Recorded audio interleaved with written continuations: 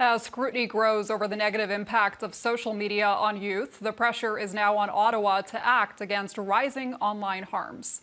While it's clear that there is a large appetite among parents and mental health advocacy groups for such a ban, the question now becomes, what does it take to actually enforce it and how realistic is it? So joining us now is Mohit Ranjhans, a tech and media analyst, to discuss what it would take for Canada to move in that direction and the challenges that may come with it. Thank you so much for being with us, Mohit. My pleasure. Thanks for having me.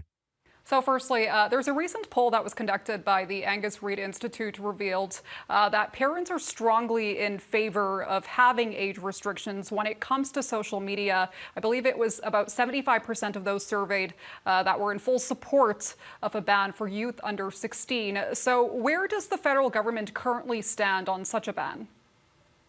Well, the unfortunate part about what we're talking about is all of this is dispersed amongst three different levels. You have an education side, you have a federal side, and you have a provincial side, and everybody is taking a different approach to how they're approaching social media. And so, what's ended up happening is the federal government is taking all these different parts and sort of parsing it out and sort of slow walking what it comes down to legislation and rules associated with everything from child safety to what the apps are able to do in the environment.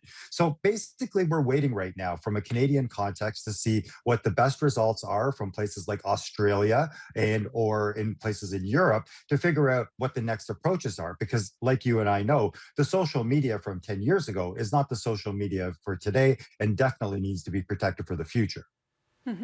So, is there room to explore other options instead of a full-out ban? Do you think there should be more of a focus on increasing perhaps digital literacy in classrooms instead? As there are many that, like you mentioned, argue that certain apps are needed for education purposes as well? Yeah, you make a very great point. So the idea that social media has evolved so much, even in the past 5 years, is something we need to pay attention to. Inside of classrooms, various social media apps are used to connect youth in environments. And in some cases, we're talking about a country that really endorses diversity. And so social media becomes one of the only connection points that people have to their culture. So we maybe need to move beyond the fact that social media isn't just one thing anymore. The Facebook, Instagram, Snapchat worlds of 10 years ago have now moved to a place where people and kids are using things like TeamSnap and Fortnite and communicating on other channels that aren't necessarily sanctioned the same way. The truth is, the damage that's been done by social media companies up until this point is in the past already. These are architected addiction systems that have actually done damage for many years. But moving forward, we can't have the same rules because there haven't been the rules. You know, in Europe, they tend to politicize it and put it to a point where the countries get to decide. And in America, they're litigating this in real time, and we're seeing the fines being placed. But in Canada, we just debate. And if in Canada, all we're going to do is debate social media harms, then we're going to see this impact be harmful for much longer.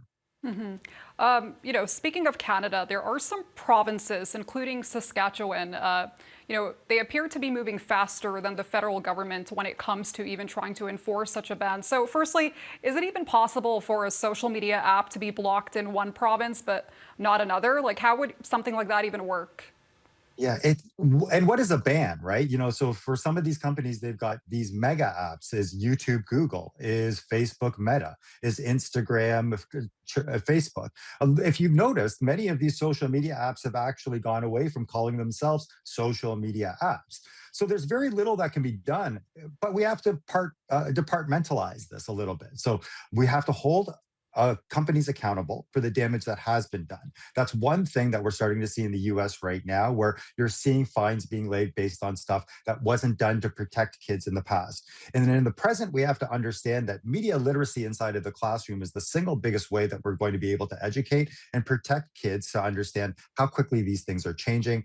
And the future really has to be about bringing the right stakeholders to the table. Unfortunately, I don't believe we're a country that has the right politicians that are going to be able to tackle this problem head on. And instead, we need industry related stakeholders that are going to help some of these standards be built for the future. Uh, so some apps are wanting to scan kids' faces to guess their age in other countries. And how would that work in Canada? Is that something parents should be worried about when we're trying to enforce such a ban? I'm a father who's raised his kids in the digital native world, and I am completely petrified about what's about to happen with reference to both facial recognition and artificial intelligence in the social media worlds. We're no longer going to be able to decipher between how our likeness is being used and how we are actually using some of this. And the worst part about it is, in some cases, there's an entire generation that's going to think it's just a part of life. I'm extremely worried about what facial recognition is going to do for future generations, but I also know that there's some utility in it. Now, how social media plays into that and whether they should be held accountable with some of that information or given the privilege to have some of that information, I'm a no on that. But you might change my mind in the future if we start to get back to device related securities and or protections for kids where we can escalate things. But we're not in a place right now where I can even tell you in this conversation where you would go to escalate some of the concerns that we're about to face. So you mentioned you're a parent. As a parent, would you allow your child, just as a tech analyst, to be on social media, perhaps before the under the age of 16? How do you feel about it?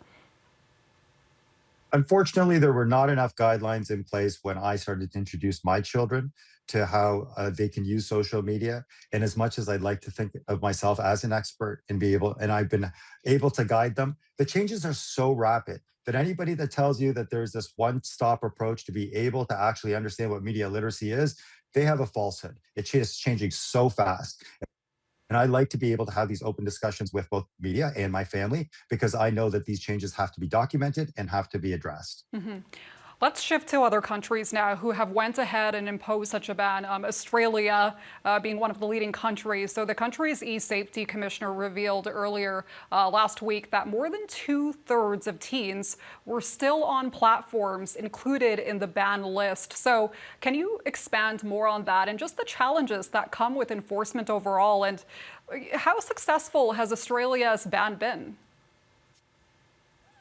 Well, it's not clear on who is responsible for issuing the data in Australia, which is another interesting point if you think about what we're headed into. We're headed into a little bit of a marketing thing between apps. So, for example, in Australia, they're struggling with a couple of different things. One is how do you deplatform kids from the mega app? So, is Instagram the same as Facebook? Is Facebook connected to Meta AI? Is the Instagram teen account something that they can get away from once they get a certain age? There's all sorts of different ways that kids are sort of working around this. The second thing is when it's not deplatformed properly, do you contact the App Store or do you contact somebody else? Or if somebody hasn't had their age verified properly, what are the ramifications?